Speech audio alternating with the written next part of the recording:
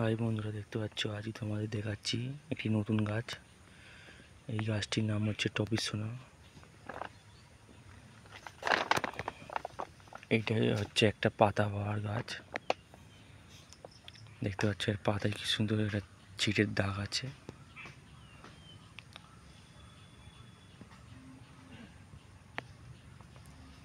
গাছটির পাতায় সৌন্দর্য। এই গাছটি খুবই নরম গাছ। এই গাছটি এরম গ্রিন নেটের আওতায় রাখতে হয়।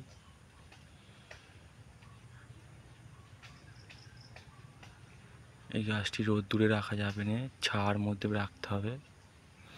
এরকম গ্রিন নেটের তলায় রাখতে হবে। দেখতে পাচ্ছ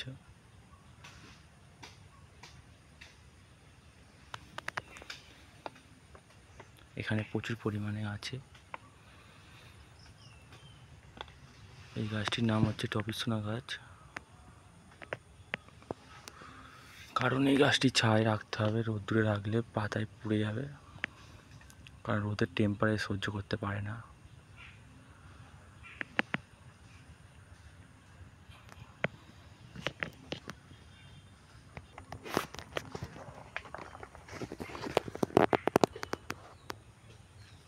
হয় বন্ধুরা, দেখতে পাচ্ছ।